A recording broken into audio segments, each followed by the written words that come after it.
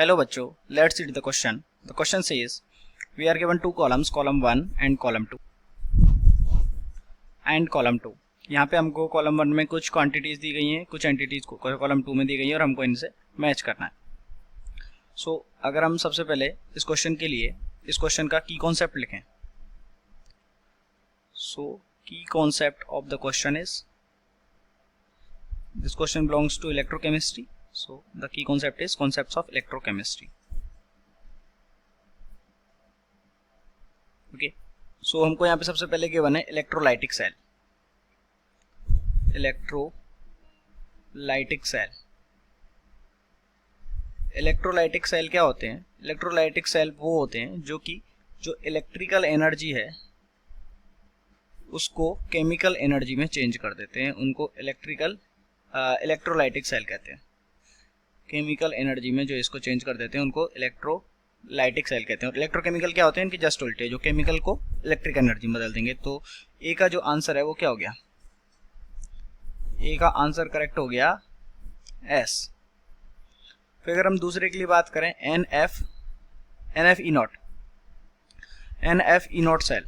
Okay, so we know that कि जो delta G naught है, ओके, डेल्टा जी नॉट है वो कितना होता है? वो हमारे पास होता है क्या? Minus n F E naught cell. So यहाँ से हमारे पास ई नॉट सेल जो n F E naught cell की वैल्यू कितनी आ गई? Minus delta G naught. तो आप देख सकते हैं माइनस डेल्टा जी नॉट, यानी कि ऑप्शन नंबर पी से मैच खाता है, यानी कि बी के लिए क्या आंसर करेक्ट हो गया? पी. ये डेल्टा जी नॉट है. ओके. ऐसे ही अगर हम थर्ड की बात करें, थर्ड वन में हमको एक इक्वेशन दिया गया है. तो सबसे पहले अगर हम नॉनेस्ट इक्वेशन लिखेंगे तो वो हमारे पास वो क्या होता है? वो होता है हमारे पास E cell equals to E naught cell minus 0.059 divided by n log, ये होता है हमारे पास क्या? Anode upon cathode. एनोड का पोटेंशियल डिवाइडेड बाई कैथोड का पोटेंशियल, ये कैथोड की कंसंट्रेशन. ओके. तो देखिए, जब हमारे पास कोई कंसंट्रेशन सेल होता है, अब किसी भी कंसंट्रेशन सेल का अगर हम एग्जांपल लें, जैसे कि मान लीजिए ये हो गया Zn से Zn+2 में और Zn+2 से Zn में. तो आप देखेंगे दोनों की कंसंट्रेशन तो क्या है? सेम है. दोनों का अगर दोनों सेम ही इलेक्ट्रोलाइट है तो दोनों का जो रिडक्शन पोटेंशियल जो होगा वो क्या होगा? सेम होगा. तो यहाँ से हमारे पास और जस्ट क्या होगा? अपोजिट में होगा, क्योंकि यहाँ से इसमें क्या हो रहा है? यहाँ पे हो रहा है हमारे पास ऑक्सीडेशन और यहाँ पे क्या होगा? रिडक्शन. तो अगर सेम इलेक्ट्रोलाइट है तो जो ई नॉट सेल है वो क्या हो जाएगा? जीरो. ओके. अगर ई नॉट सेल जीरो हो गया हमारा तो ये क्या हो जाएगा? ये equation E cell equals to 0 minus 0.059 divided by n log C of anode divided by C of cathode. और अगर आगे नेगेटिव लगा हुआ है तो क्या हो जाएगा? लॉग जस्ट चेंज हो जाएगा.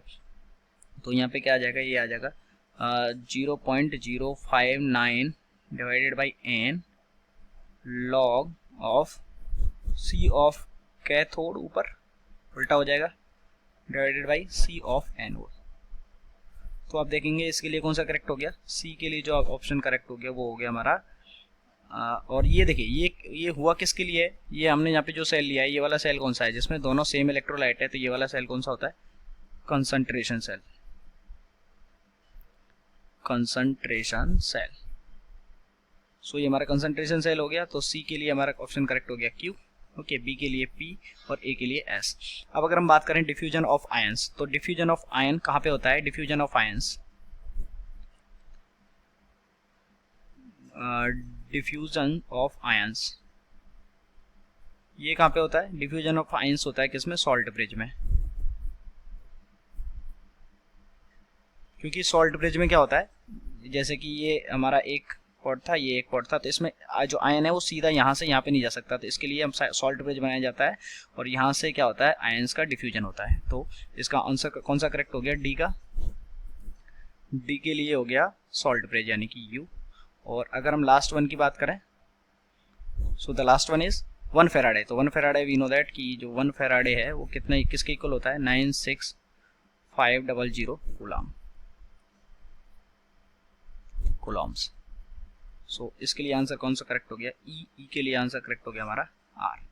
सो अगर हम हमारा फाइनल आंसर लिखें, सो ए के लिए आंसर हो गया एस, ओके, बी के लिए अपना आंसर हो गया B. The answer for C is, C के लिए हमारा आंसर हो गया क्यू, डी के लिए यू एंड ई के लिए R. Hope you understood the explanation well. Best of luck.